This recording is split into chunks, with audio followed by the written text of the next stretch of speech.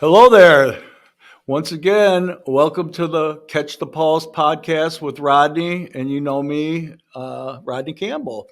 And I want to say thank you for joining in. And very excited today, man. We got a good friend of mine, longtime rocker of the Detroit scene, one of the guys that has set the bar for heavy metal. And I'm truly blessed to have him here today. So I want to say welcome, Brian Thomas from Halloween. How are you, my friend? I'm good. It's the smoking token legend, Rodney Campbell. How you doing? Good to see you again. You too, my friend. It's been way too long, man. Yeah, So life gets in the way. yeah, we got to pay those bills, man, and Mhm.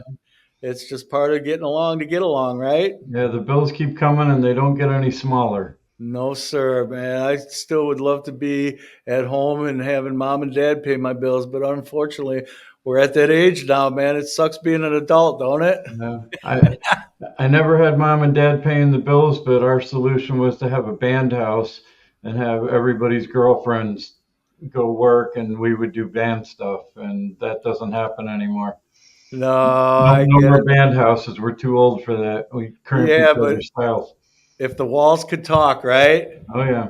Oh, I bet you got some good stories, man.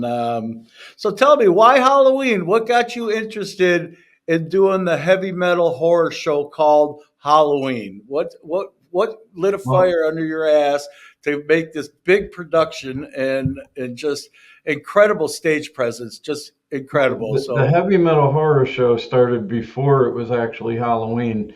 I was that kid back home in New Jersey that was still trick or treating when I was 16 or 17 years old, and my mother would tell me that I needed to grow up. I didn't even live there. I've been on my own since I was 14, so sometimes trick or treating was just a way to get some food. Um, okay. But my mom would hear that I went out trick or treating, and she'd be like, "You're too old to be trick or treating. That's for kids." And I'm like, "I'm still a kid." And I was always into Halloween. I was always into horror movies. And growing up on the Jersey Shore, we had all the haunted houses that would start up in summertime. So when the boardwalks would open for the summer, that was our haunted house season. I didn't know anything about how Michigan has them, in October for Halloween. That wasn't even a thing with us.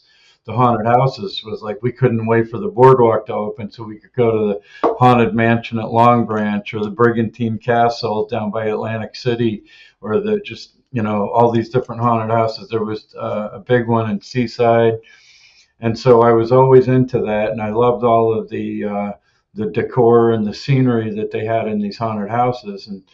And then I would always hear about when Disney World had the haunted mansion, and I always wanted to know how they did all the magic, like all the holographics and the 3D stuff.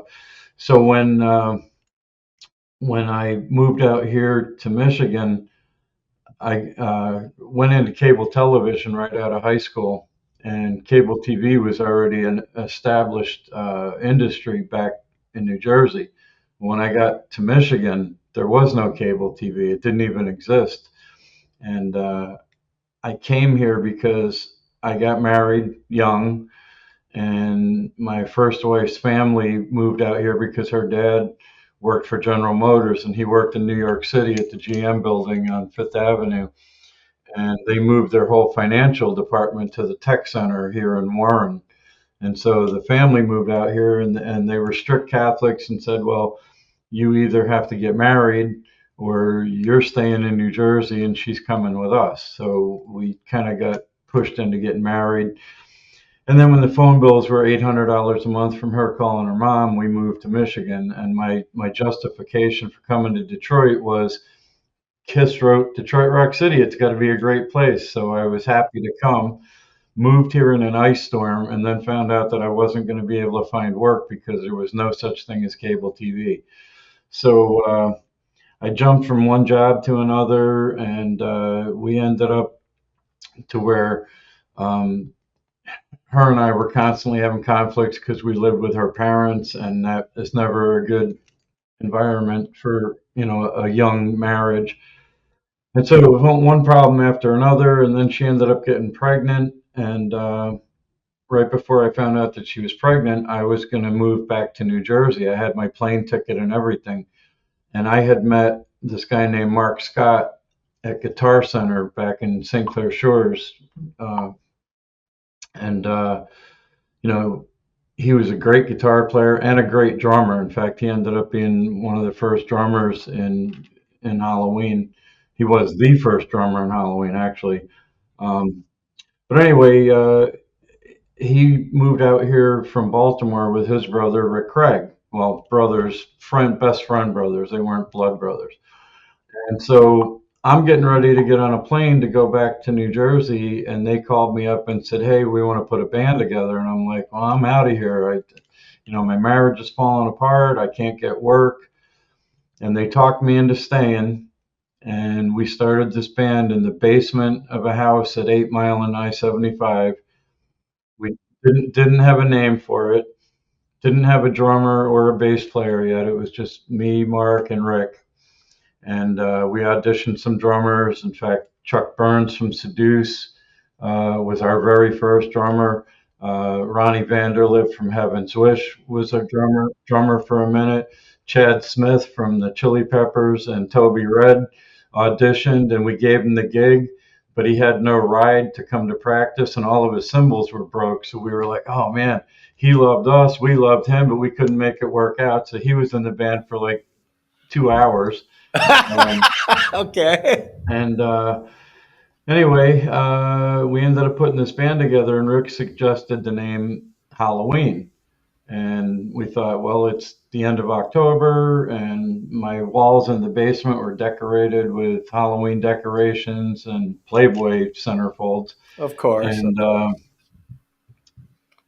And that's when we got Chuck Burns in the band. And he was friends with the guys in Seduce, and Mickey St. Clair was playing drums at the time, and Mickey and Chuck were best friends. And Chuck was like, "I'm not cool with the name Halloween because Seduce is writing a song called Halloween. How's it going to look if I join a band and we call our band Halloween while they're writing a song called Halloween? That's going to look, messed up." So he said no to Halloween. So I look around the room and I see all the naked girls on the wall. And we used to look like girls. We'd rat our hair out and wear all of our jewelry and our stage clothes and go walk to the mall or whatever.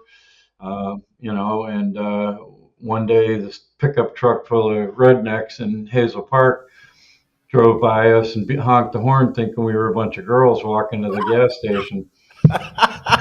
And when they turned around and saw that Mark had a mustache and a goatee, then they started yelling, "You fags," and all this stuff. So we got back to the house and we decided, hey, we look like girls. Why don't we call the band Bitch? We look like tough chicks that would kick your ass. So we went with Bitch. Well, we still had all the Halloween decorations up. So I came up with the title, The Heavy Metal Horror Show. And so for a year, we were Bitch, the Heavy Metal Horror Show. And I'm not even kidding. I never knew that. oh yeah, and then we found out about Betsy Bitch from LA, and Mm. that she was putting an album out right at the beginning of the hair metal scene. And so we're like, well, great. Now we can't use that name anymore because she's got a record deal. And Chuck ended up out of the band, and so we were like, well, you know what? Chuck's not here to veto the idea. So we decided to go back to the name Halloween, and we booked a show at the Falcon Lounge over on Van Dyke and Outer Drive, and we billed it as the final show for Bitch, and we made everybody think that we were breaking up, and we had a nice little following. We were packing all the, we'd play at Blondie's on 7 Mile, we play at the Falcon, we play the Strutting Club and Yancey's on 8 Mile, and like all these clubs, and we were getting really good crowds. So all of our fans were like, "Oh man, why are you guys breaking up?" And we're like, "Well, it just ain't working." And so we went on stage on Halloween night, and we made sure that we went on at 2 minutes to midnight so that it would still be Halloween technically. And we pulled down the Bitch banner and had the brand new Halloween backdrop behind us. So we became Halloween on stage on Halloween night, 1983, at the Falcon Lounge. That's a very cool story. Hey, And, that's and we great. kept the heavy metal horror show. It started out with pillars and gates. We made the pillars out of one by ones and cigarette cartons that we had just duct taped together, and we spray painted it all black and put skulls on them. And we went out and we found uh, cement blocks like pavers for like a sidewalk or whatever, and we put them up on top, and we just kept building it. And to this I day, wanted to get hey, into that. How did you come up with all this incredible stuff? Your theatrics on your shows is just mind blowing, man. You got everything all the way up until Doobie Dolls on stage. I can't. well, it started with a ceramic skull from Disney World. We had a bass player early on named Ed Payton, and that was his good luck charm. And he wouldn't practice if he didn't have his skull sitting on his bass amp. And one day he forgot his skull at home, and he came to practice and wouldn't practice, so it screwed up our whole rehearsal. And so we made fun of him all the time. We're like, "Hey, do you have your skull? Do you have your skull?" I mean, we had Halloween decorations up, but the skull became like a thing. In fact, I still have the skull. I don't know whatever happened to him, but he doesn't have it anymore. It's in my warehouse. Um, Okay. we sat it on a guitar stand, and that was like the first official piece. And then we built the pillars and gates to make it look like a cemetery, and we Yeah. made tombstones out of foam, and it just, garage sales, Home Depot, garbage picked, whatever looked creepy enough to put it in a Halloween show, we Oh acquired it. man, the theatrics is like second to none. It's just such a it's very very cool. It's very very cool. Now, did you kind of take anything from the band, the national band Kiss, or did you try copying them at some point when you first started, or was I know you? No, in Okay, fact, a lot of people thought that we were trying to be like Kiss or Alice Cooper, and we were fans of both of them. In fact, Rick and Mark were big fans of Alice Cooper, but I didn't want to be the type of front man where I was the focal point. I wanted Halloween to be a uniform group where everybody played a part. But with Kiss, they all had their own separate identity. I didn't want that. I wanted Halloween to be like an army, with the theme. And the thing about it is that when we came out, Alice Cooper was dabbling with like disco style music and toning down his makeup, and Kiss took their makeup off, and they were going with the glam thing. So we kind of felt like, in the horror genre, we kind of grabbed the torch and ran with it, and we kind of felt like, I mean, no disrespect to any of those bands, but we kind of felt like those bands didn't have an automatic license with their name to do what they did. Like, you knew Alice Cooper and you knew his show because of his reputation, but what did the name Alice Cooper really have to do with what became the Alice Cooper show? And same with Kiss.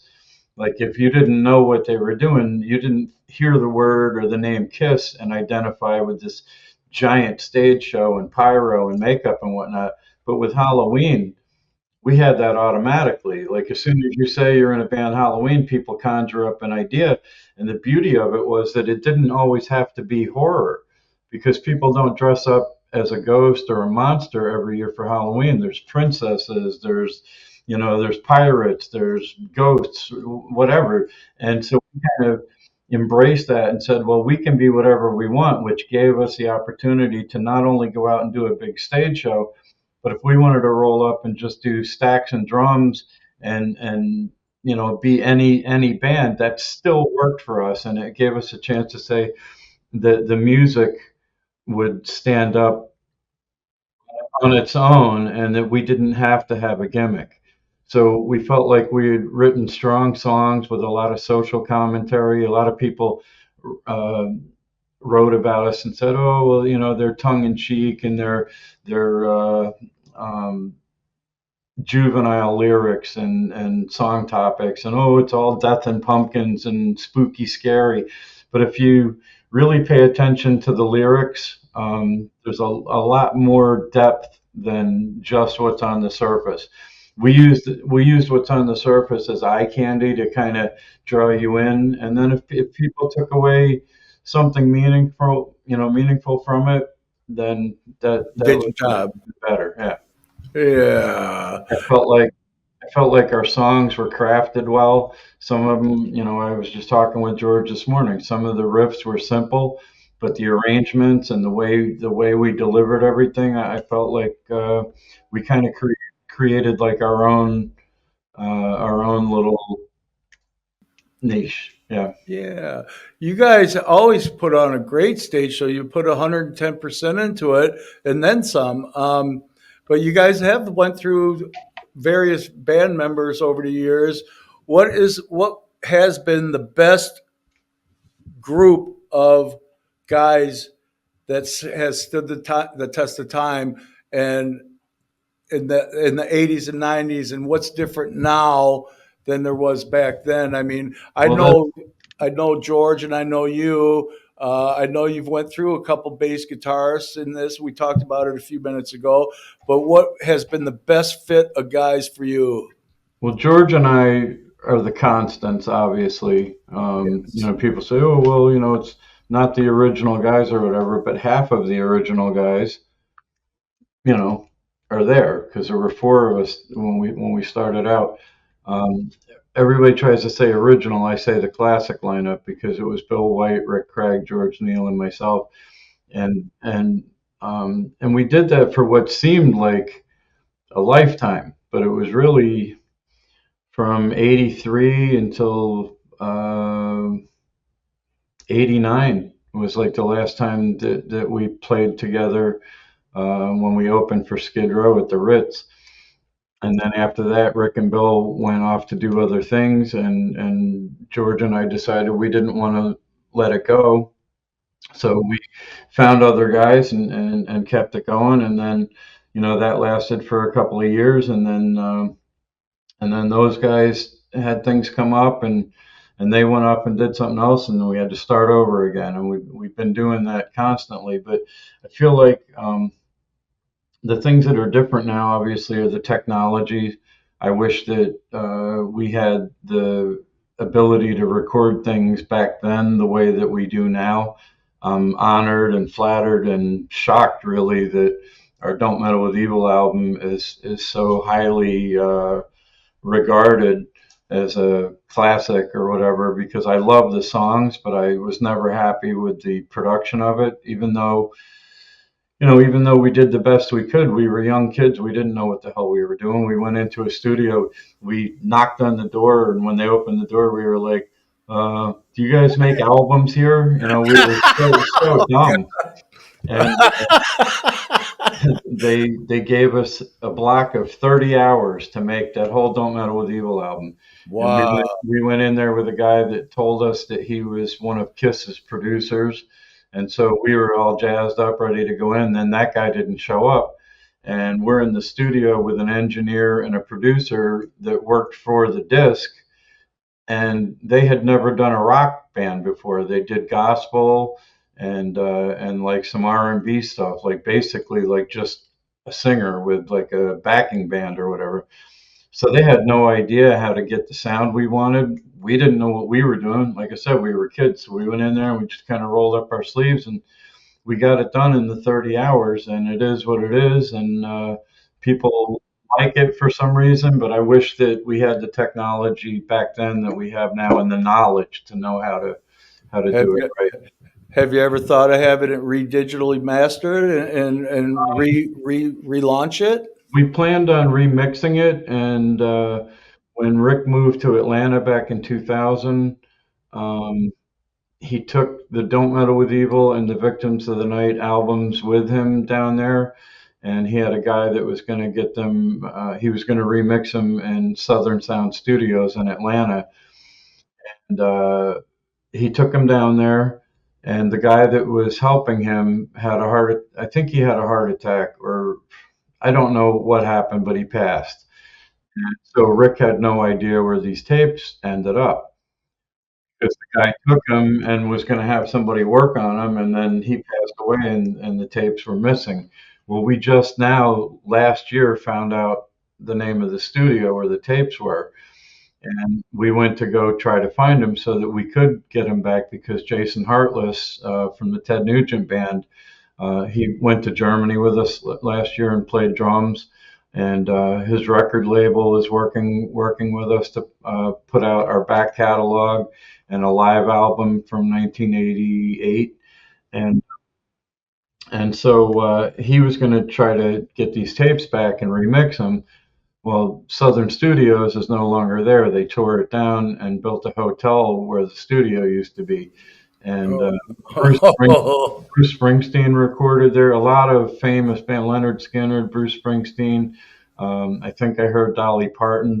Like there were a bunch of people that recorded at the studio. And the University of Georgia acquired all of the tapes that were in their library. And so obviously they have all the big artists like Tom Petty and all them, but trying to find our stuff, they Like said trying to find a needle in a haystack. that there's thousands of tapes that aren't labeled and bands that they don't know who they are, and it's like students looking for our tapes, and they said unfortunately some of the stuff that they didn't know who it was got thrown away. People went through and took things when they were clearing out the studio, so we don't know if we'll ever see that again. But I've suggested uh, one of our guitar players now, TJ Richardson, is an amazing studio guy and has a great ear for metal.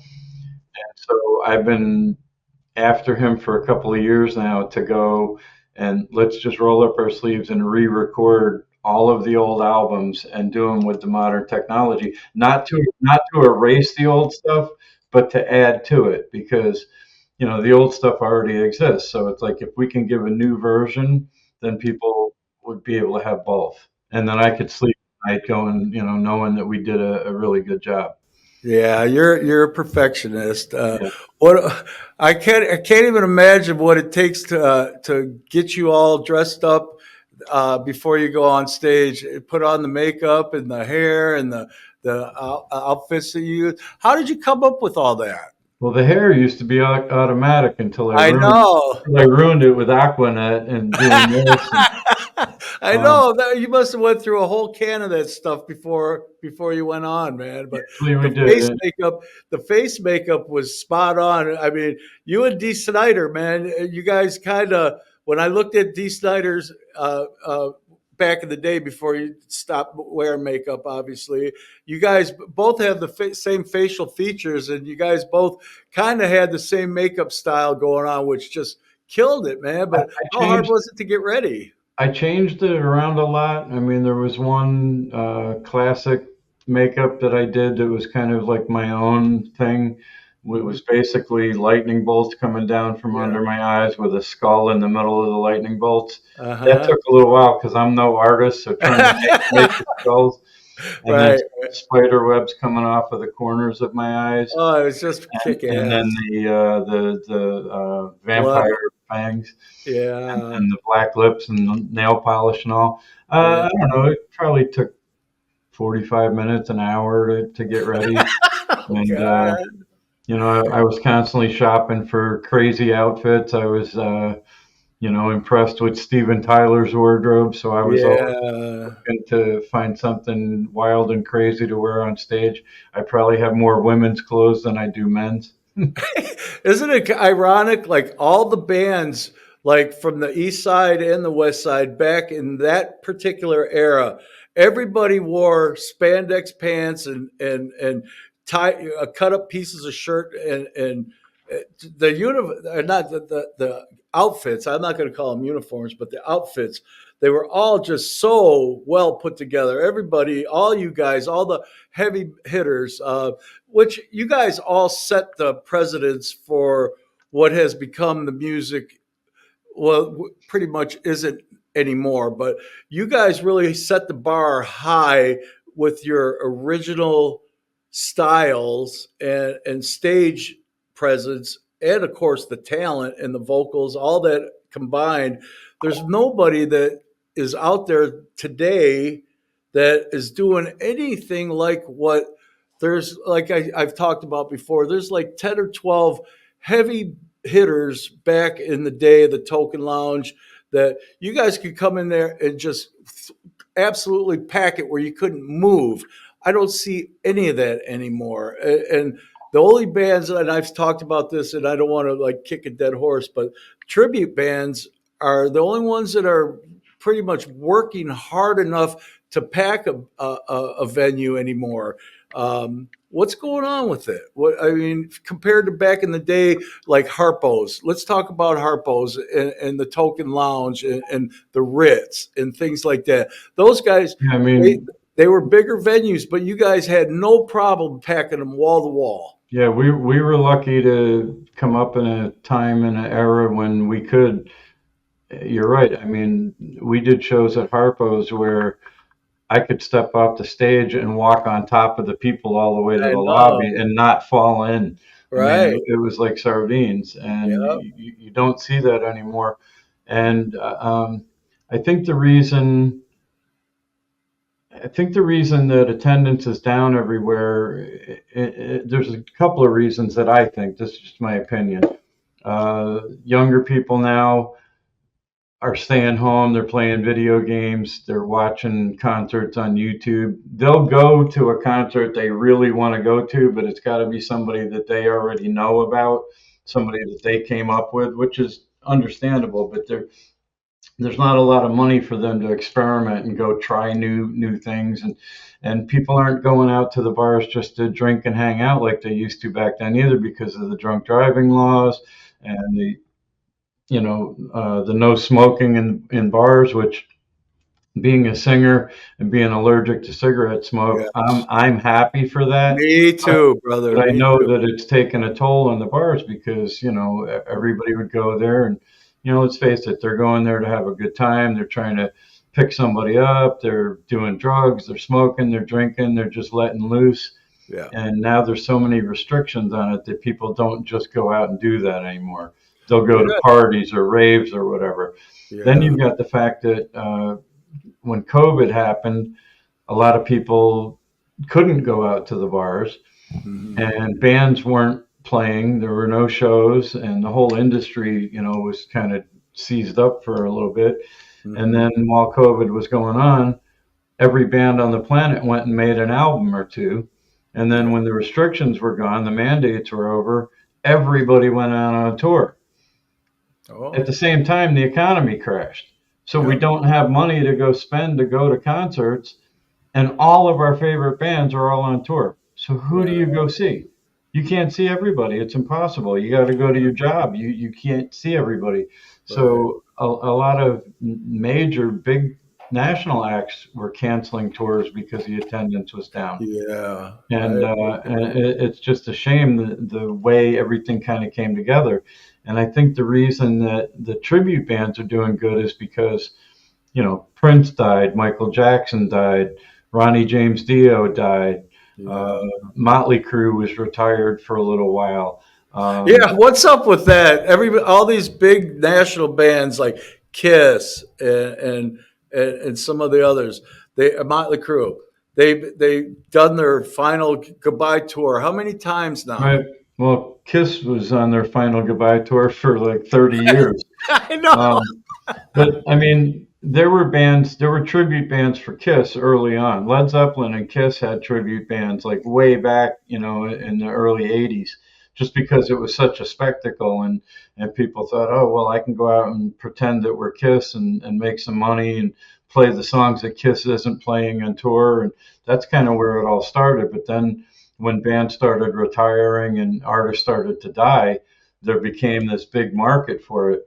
And some of them, like the Motley Crue band that I work for, Wrecking Crew, they're so good at it, Oh my God. and they offer so much more than what actually going to see the crew. I mean, Vince's voice isn't what it used to be. Um, they're only playing, for like an hour. Wrecking Crew does like every era of the band. Like when you go see him, you might see the Girls stage show from that tour. You might see the Dr. Feelgood stage show from that tour, or the early days from, like when they first came out with the candelabras and the skulls and whatnot, and Nicky setting his boots on fire. And so they're giving the audience something at a reasonable price that they can't see anywhere else. And then you've got all the people that heard about Motley Crue or Kiss or Alice Cooper or whatever, but never got to see them play live. And now, the opportunities to do that are far and few in between. So you can go see a tribute band and get it for a reasonable amount of money. So I think that's why they're surging. I don't know how long it'll last. Hopefully it lasts for a while, because my tribute band, the Zoo, is Scorpions tribute. Yeah, And man. Let's talk about that. Let's talk about that band. well, How did that you happened. come up with that? That happened totally by accident. The bass player for Wrecking Crew wanted to do a recreation of the Moscow Peace Festival at the Token Lounge several years ago, and that concert was Skid Row, Ozzy, the Scorpions, Motley Crue, and I don't remember who else was on it. But anyway, Brian said to me, "Hey, we need a Scorpions band for the Moscow Peace Festival reenactment that we're going to do. You should do the Scorpions." I'm like, "I'm in enough bands. I'm working all the time. I don't have time to do that." And he's like, "Come on, you would do it justice. You guys used to do some Scorpion songs, when you were doing cover tunes." So we threw something together. It was supposed to be one show. We played it. It went really well. John at the Token loved it, and started booking us to open for a bunch of other tribute bands. And so now we're like, you know, 5-6 years into it and still doing it.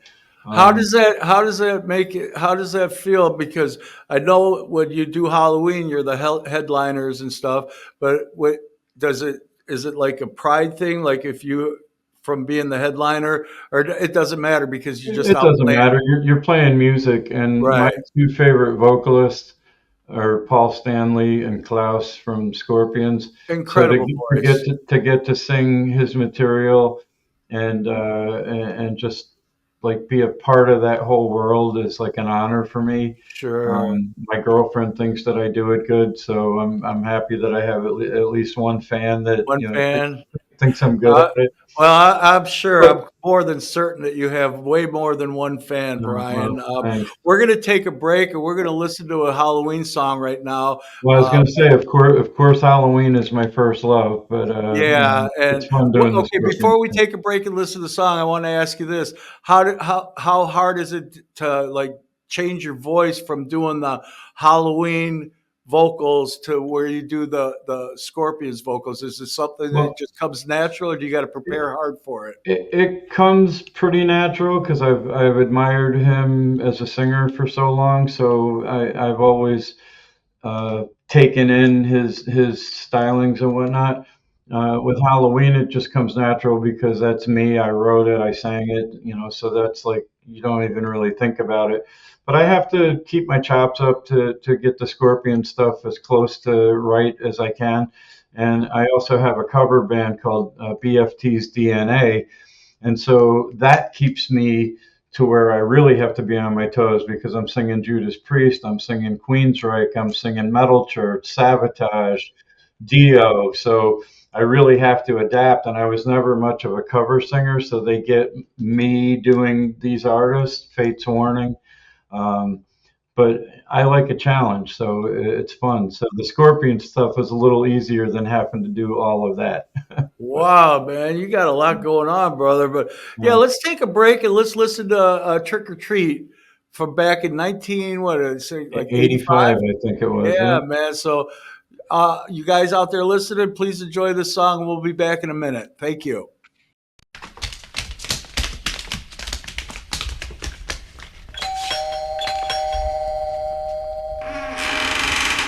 Trick or treat!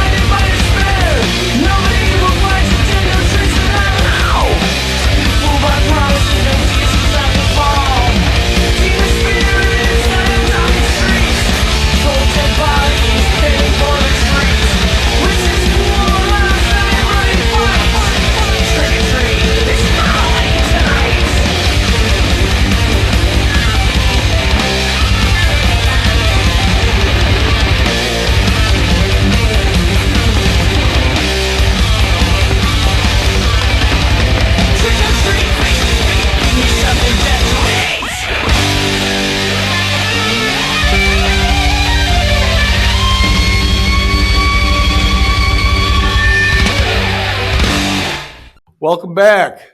What a song that is, Brian. Man, Thank you. how do you come up with the writing? What goes on in your head when you write a song like that, Trick or Treat? Well, Rick wrote the music to that song, and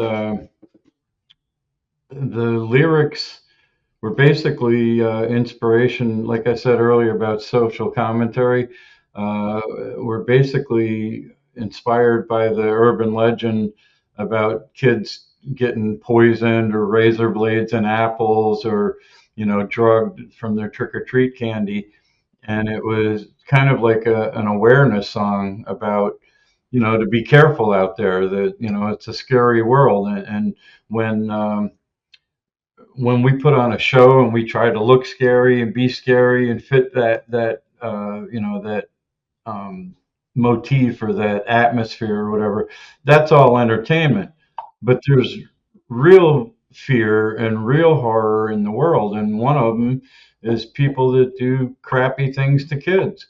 And so that song was kind of fun, tongue in cheek, but it was also a little deeper, and saying that there's stuff out there that you should watch out for and look out for your kids, and kids need to be careful, because Halloween's fun, but it can be deadly or dangerous. And Yeah, that you was. got to read into the song and Mhm. take it layer by layer and Mhm. actually take something away from it.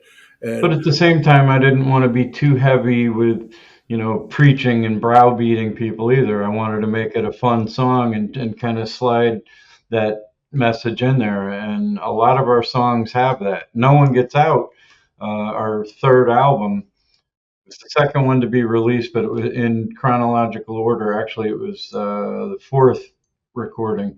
But that song and title came from a show at Harpo's. We were on stage, and we were just finishing our set, and Ron Baltras came up to the stage, and he's going like this. And I'm like, what? Stretch, stretch.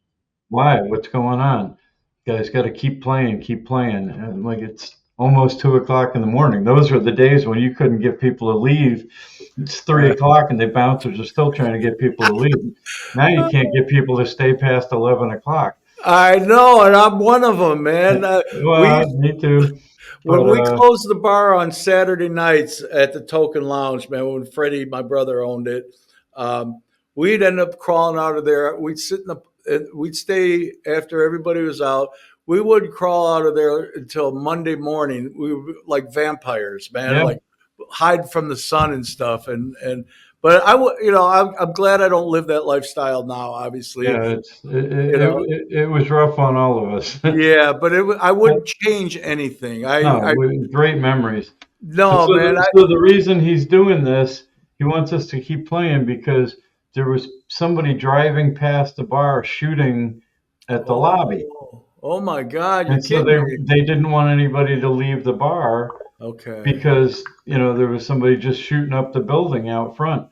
And Oh, and this is back in the day. It's funny people say Harpo's is a dangerous area now. This was back in, this was like 89. Well, it was probably 90 when this happened. okay. And so again, tongue in cheek, no one gets out. Like, you're, Right. you're staying and we're playing for you till 3 in the morning. No one gets out. Wow. Because they were shooting the bar up. So that's where that title and that Obviously, song came from. yeah, well, obviously that was a very smart move. I know you've toured out of country on more than one occasion. What was your favorite show out of the country, and where did you go? And tell me a little bit about some of the venues out of the States. Well, the first one was, well, the first time in Europe was probably the coolest, because we had never been to Germany before. We played Keep It True in, I guess it was 2004, I think. I was just, I had hurt my back right after we came back from that, because I used to do stagehand work, and I got hurt. And so that was like a really weird time, where it's like time stood still. But we got to go and play this festival, and it was at a period of time where things had slowed down for the band over here, and we were in our fourth or fifth lineup, and so we got over there, and we're playing in this hockey stadium that's sold out. I mean, it's just wall to wall people. It was like the old days. It was like Harpo's back in the '80s, and we co-headlined with Manila Road, and Blitzkrieg was on the show, and Metallica covered their song Blitzkrieg, and they played like a couple of bands before us, and so anyway, it was just so wild to go over there and like co-headline a show, and I'm up there singing words that I wrote when I was 16 in my bedroom, and here's this crowd of Germans who don't speak very well English, and they're singing my lyrics back to me. It was just amazing. So that was one of the greatest ones. I mean, I know it probably doesn't compare to bands that have toured the whole world and had that experience over and over and over again. I can only imagine what it would be like to be Motley Crue or Scorpions or Bon Jovi or somebody that's had that kind of fame and exposure. But we got a little taste of that, and that was pretty great. Would you And do anything different? Would it change you if you did reach that status like Van Halen, Motley Crue, or would you still be the same old Brian Thomas of Halloween? What would change in your life if you made it to that status, if I any? would I'd like to think that I'd still be the same. I never. It's funny because I've lost some friends, and I've heard some fans talk in the past about thinking that I'm full of myself or have an ego or whatnot, and I don't feel like I do. I feel like I've always. I kind of wonder if some of that might have kept me from going farther because I didn't act like I was full of myself. Like sometimes I see artists with like that. I don't know if it's false bravado or if they really are egotistical or whatever, but that you're not going to stop me attitude seems to work for some people. But I saw that in the music business, there's a lot of backstabbing and lying and cheating, and it was just never me. I don't know. Yeah, you seem like you just got a big heart. You're very easy to approach and talk to. I'm having a great time with you. What were Thanks. some of your favorite venues here in this Motor City that you recall? And does anything stand out at one Oh, of particular course. I show? mean, the early days playing Blondies on 7 Mile and the Oh yeah. Falcon. I mean, that was like our stomping grounds, and I mean that was like CBGBs to us. And and then when we started playing shows at the Token, that was like a step up because that was a bigger venue, and then getting to play Harpo's. The very first time we played Harpo's, we opened for Frank Marino and Mahogany Rush, All right. and I mean, what a mismatch of I was just gonna say styles, that's kind of crazy, man. And they were gracious enough to let us do our whole stage show in front of them. Like we set up our the very first time we played Harpo's, we set up our whole thing and played in front of Frank Marino and Mahogany Rush. And our crew was so badass back then; they had that stuff off the stage and out of the way in like 10 minutes. And but yeah, so I mean that was great. And I mean playing with Skid Row at the Ritz, the place was so packed. I swear the walls were bowing out. And that was when Skid Row was on top. I mean their first album had come out. We were friends with Sebastian, so we felt like we were with family. Um, I mean, there's so many, like asking me earlier what my favorite lineup is. That's like asking your favorite child, because we've had some great people in the band, and every time that we've made changes, we've made improvements and recalculated stuff, and we're always trying to make things better, even though we're older and the younger fans and whatnot, they may look at us differently because we don't look like we did in the '80s. Sure, none But of us we, do, though. but that's one of the beauties about being in Halloween too. I can throw, and I did this back then too. Like I hear all the criticism about the tribute bands. Oh, these bands are wearing wigs and pretending to be so and so or whatever. That's part of entertaining. Yeah, it's a persona. I've been wearing wigs, masks, hats, jewelry, different makeup. I've changed like a chameleon ever since we started out. So for me to throw on a wig and become Brian Thomas and put the makeup on and whatnot, it's like people criticize that. But what's different? I used to wear green wigs, orange wigs. I'd spray colors in my hair. I'd shave my head 3 different times. It's like Oh God. I'm still the entertainer Right. that I've always been. I'm still Right. Brian. It's like Yeah. you're constantly trying to reinvent yourself and do things that are going to get people's attention. I have uh, I have 78 guitars. I'm Holy barely a guitar smokes. player.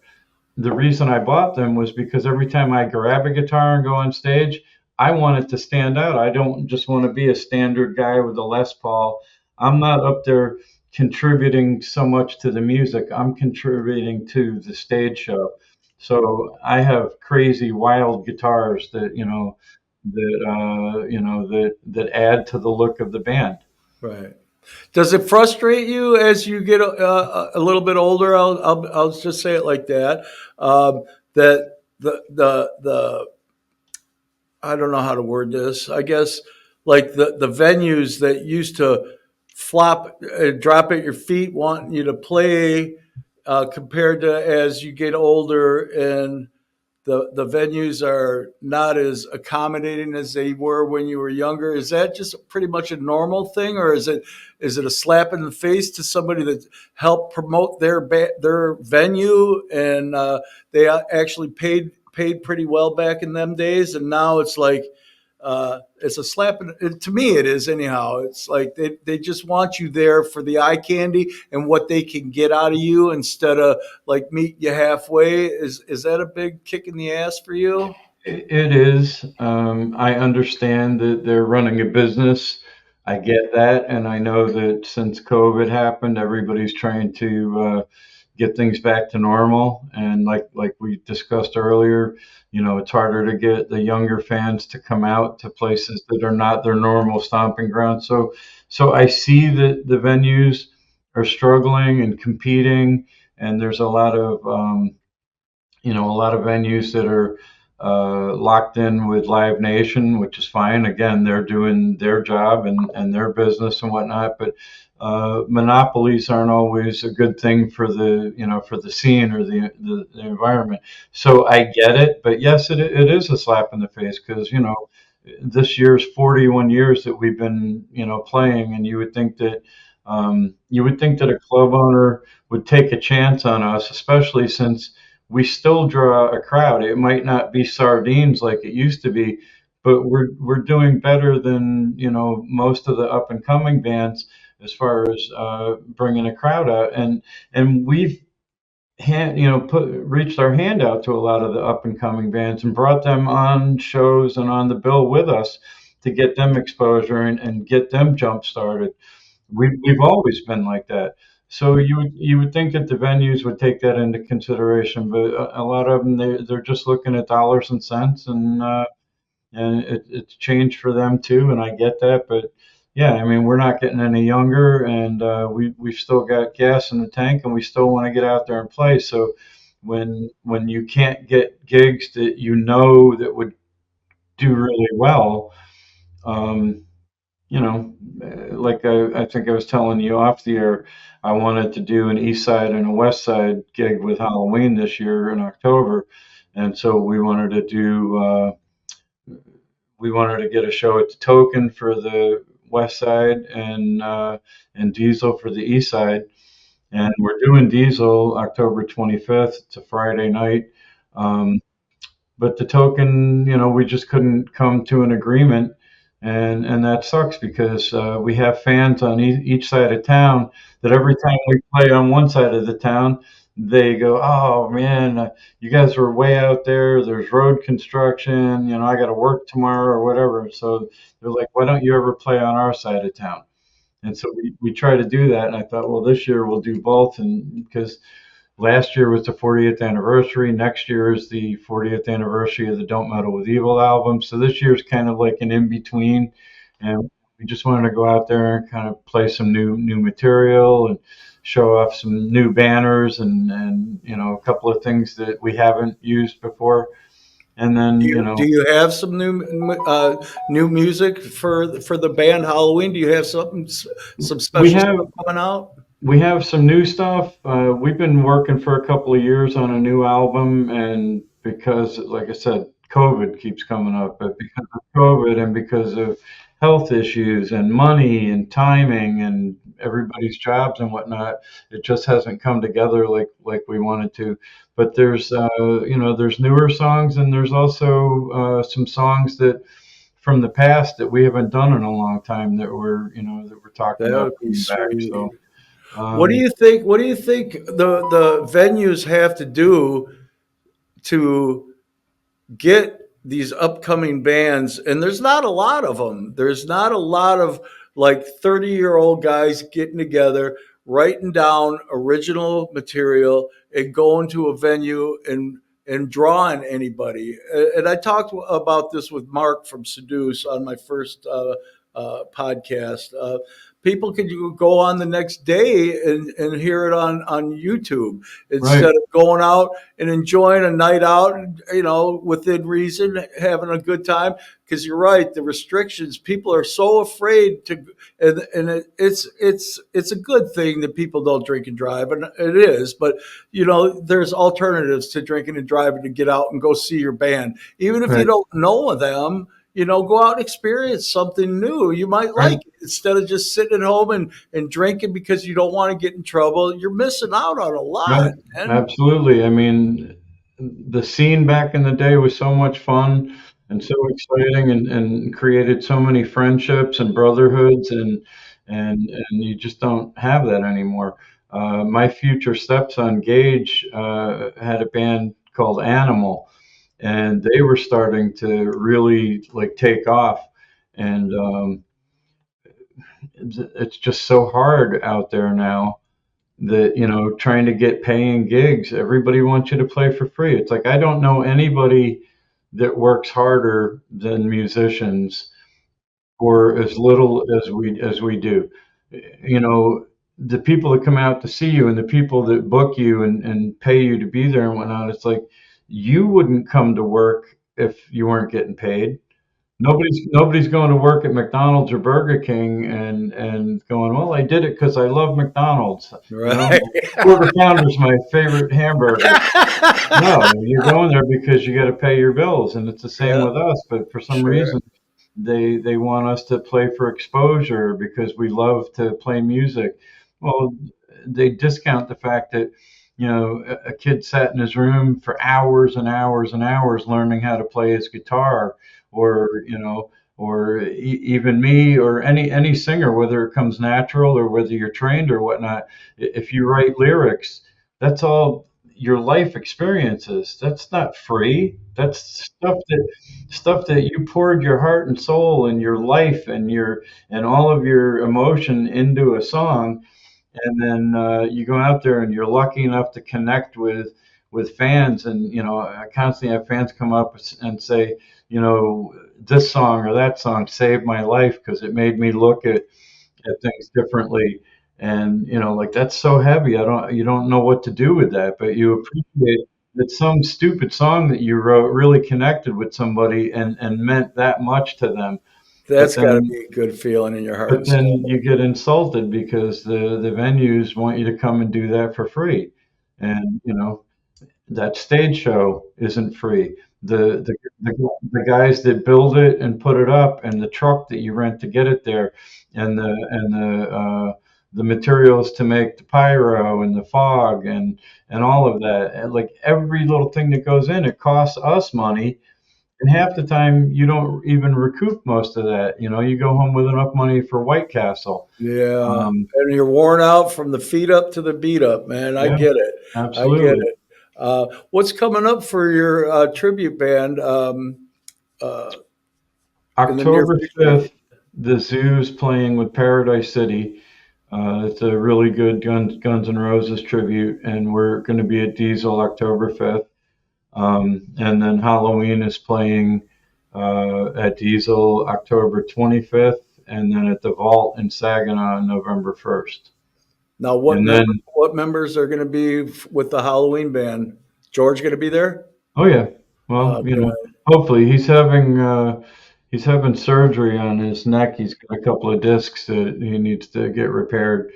So you know, we'll see on that. But I mean, he'll be there one way or the other. Yeah, I just love George. He's just like a big Chewbacca. He's just such a nice guy. I seen him out at Tommy Ingham. Uh, he had a benefit for Children's Hospital over the summer last year, and me and my wife went out there, and I sat and talked with George for. He's just such a personable guy. He's just a big teddy bear, and he's a good man. He's And always got jokes. yeah, he's a character, but I think it's wonderful that you guys have stayed together as friends and as co-conspirators in the band Halloween. Well, we've made some great music together, Yeah, a long friendship, and managed to keep this together for 41 years. So isn't that crazy? I can't even fathom 41. And I don't think I've seen you probably. I've seen you from the audience. I can't remember where it was. You were doing your Scorpions tribute, and I only stopped in for a minute. And I can't think if it was the token or if it was an outside event. It's just drawing a blank. But I know I seen you, um, and I'm excited to see you guys. I want to see you guys around for a long time.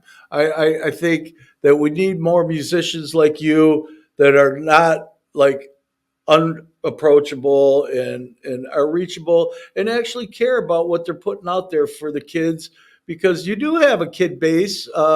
The kids love to see the stage show and stuff. And us old timers, man, we just, when we listen to a song from Halloween or any other of the local bands that made music what it used to be in the city of Detroit, it brings back such great memories. And you just think, man, I was part of that. And it was so much fun. Would I yeah, do it over again? Absolutely not. But did I enjoy it? I had a blast, man. And you're a big part of that, Brian. I would do it over. Knowing what I know now, I would do a few things differently, but I would Yeah. definitely do it over again. Yeah. Still doing it.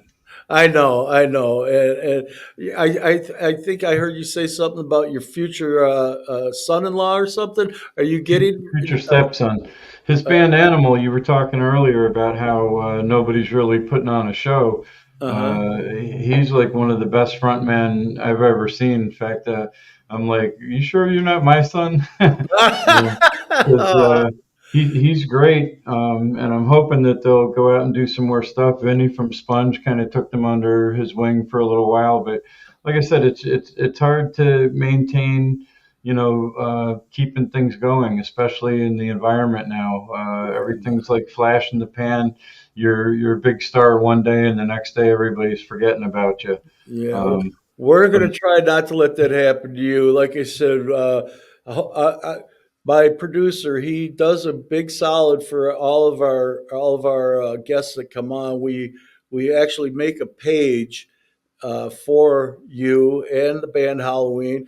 And when you want to post something that you're playing, where you're playing, and anything that you want to post to your fans and just to get out there, we'd be honored to have you on our Facebook page and as well as our YouTube page. And we do now have a legitimate official website. So I'll promote you as much as I can. And I love to have this opportunity to sit down and talk with you again, Brian. And I know it's getting late here, and I want to say thank you.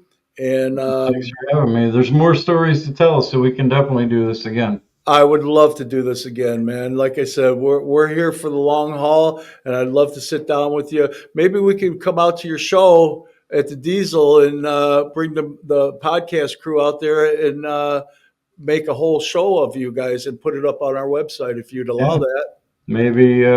Maybe do like a sit down with the whole band. That's what our goal is. I think that's what we need to do. So when we get off the air, we'll sit down and we'll talk about it.